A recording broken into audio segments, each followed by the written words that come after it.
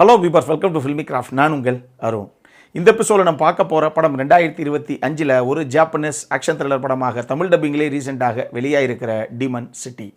இப்போ இந்த படத்துடைய கதை என்ன அப்படிங்கிறத லைட்டாக இங்கே நம்ம பார்த்துடலாம். படத்தில் நம்ம கதாநாயகனுடைய பேர் சக்காட்டா. இவர் பேசிக்காக ஒரு ஹிட்மேன்னா ரோஹித் சர்மா இல்லைப்பா, இவர் ஒரு அடிதடி பார்ட்டி, தட்டிக்கிட்டு வைப்பா அப்படின்னா வெட்டிக்கிட்டு வர்ற ஒரு நபர். படத்துடைய ஆரம்பத்திலேயே ஒரு மிகப்பெரிய கும்பலை களையெடுக்கிறாப்புல நம்ம கதாநாயகன். இப்போ இவ்வளோ பெரிய சம்பவத்தை பண்ணி பல பேர்த்தை வெட்டி வீசி எல்லா சம்பவத்தையும் பண்ணிவிட்டு நம்மால் வீட்டுக்கு ரொம்ப ஸ்மூத்தாக காமாக வர்றாப்புல. வந்தால் இவருக்கு ஒரு அழகான குடும்பம், மனைவி, ஒரு அழகான பொன் குழந்தை. வீட்டுக்குள்ளே வந்து இருமா போயிட்டு அப்படி குளிச்சு இழிச்சிட்டு வர்றேன் அப்படின்னு அப்போத்தான் நம்மால் வீடு வந்து சேர்ந்து உள்ளே போகிறாப்புல. வெளியே வந்து பார்த்தா ஒரு மாஸ்க் போட்ட ஒரு கும்பல், அது இன்னொரு கேங்கு. அந்த கேங்கு இவருடைய மனைவி, மகள் 2 பேர்த்தையும் துப்பாக்கி முனையில் பிடிச்சி வச்சுக்கிட்டு, அப்புறம் நாங்கள் போட்டுதெல்லாம் அவங்கள அப்படின்னு நினச்சோம், பரவாயில்ல எங்களுக்கு பதில் நீயே பண்ணிட்ட, ஆனால் இப்போ அவங்கள போட்டு தள்ளுற களத்தில் இறங்கினா உனக்கு எங்களை போடுறதுக்கு எவ்வளோ நேரம் ஆகும், அதனால் உன்னை எப்படி பண்ணணுமோ அப்படி பண்ணுறான் அப்படின்னு சொல்லி மனைவி, மகள் அப்படின்னு 2 பேர்த்தையும் போட்டு தள்ளிட்டு நம்ம கதாநாயகனையுமே கிட்டத்தட்ட குத்துயிரும் கொலையுருமா ஒரு ஸ்டேஜில் அங்கே விட்டுட்டு போகிறாங்க. மறுநாள் இந்த க்ரைம் சீனை வந்து பார்க்குற போலீஸுக்காரங்க எல்லாரும் இந்த கேஸை எடுத்து கடைசியாக இவங்க 2 பேர்த்தையும் நம்ம கதாநாயகன் தான் கொலையே பண்ணிட்டாப்புலன்னு சொல்லி அவரை தூக்கி மெடிக்கல் ப்ரிசனில் போடுறாங்க. எதுக்காக மெடிக்கல் ப்ரிசனில் போடுறாங்கன்னா, அவரே குத்துயிரும் கொலையுருமா தான் கிடக்கிறாப்புல. அதனால் 2 பேர்த்தையும் போட்டு தள்ளிட்டு அவரும் தற்கொலை முயற்சி பண்ணிக்கிட்டாருன்னு சொல்லி கேஸை ஃபைல் பண்ணுறாங்க அவங்க. இப்போ கதாநாயகன் கிட்டத்தட்ட கோமா ஸ்டேஜுக்கே போயிடுறாரு. 12 வருஷமாக கோமாவில் தான் இருக்கிறாரு. அவரும் மெடிக்கல் ப்ரிசனில் இருக்கிறாப்புல.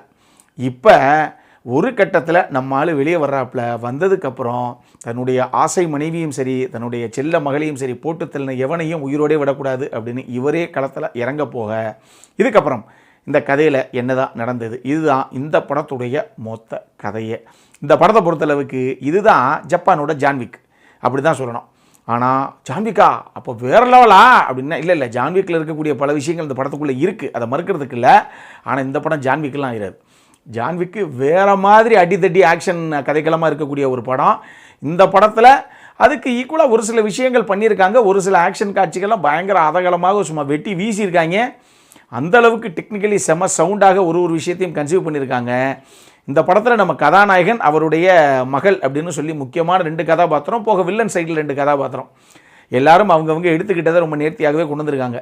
இந்த படத்தை பொறுத்தளவுக்கு சினிமோட்டோகிராஃபி ஆகட்டும், மியூசிக்கு, எடிட்டிங்கு, படத்துடைய சவுண்ட் டிசைனிங்கு, விஎஃப்எக்ஸு, எஸ்எஃப்எக்ஸு, படத்துடைய ஆக்ஷன் கொரியோகிராஃபி, இதுதான் குறிப்பிடப்பட வேண்டிய டிபார்ட்மெண்ட்ஸு. எல்லாரும் மதகலமாக பண்ணியிருக்காங்க. ஆனாலும் இந்த படம் பார்த்து முடித்த உடனே ஓகே தாங்க, ஒன்றும் பெருசாக இல்லை அப்படிங்கிற மாதிரி உங்களுக்கு ஒரு ஃபீல் வரும். அதுக்கு முக்கியமான காரணமே வில்லன் கேரக்டர்ஸ் எல்லாம் கூட ஓரளவுக்கு நல்லா எழுதிட்டாங்க அவங்க. இந்த அப்பா பொண்ணுக்கு இடையிலான அந்த எமோஷனல் சீக்வன்ஸ் இருக்குது இல்லையா, தன்னுடைய மனைவியை தான் இழந்துட்டோம், அதே மாதிரி தன்னுடைய மகளையும் இழந்துட்டோம் அப்படிங்கும்போது அந்த ஒரு இயலாமை, அந்த ஒரு வெறி வந்து இவர் எப்படி வந்து அடுத்தவங்களை அடிக்கிறாருங்கிற அந்த கனெக்டை ஆடியன்ஸுக்கு இவங்க பெருசாக ஏற்படுத்த விட்டுட்டாங்கன்னு தான் நான் சொல்லுவேன்.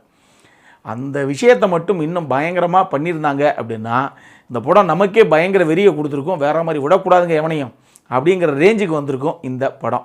ஆனால் அந்த ஒரு விஷயமாகட்டும், திரைக்கதையில் ஒரு சில இடங்களில் கொஞ்சம் ஸ்லோவாகவே விட்டுட்டாங்க. ஏங்க இப்படி ஒரு படத்தில் ஜான்விக் மாதிரி பண்ணியிருக்கீங்க பல விஷயங்களை, அதையுமே ஜான்விக் மாதிரி சீனுக்கு சீனு வச்சு செய்ய வேண்டியதானே அப்படிங்கிற மாதிரி ஒரு ஃபீல் தான் எனக்கு வந்தது.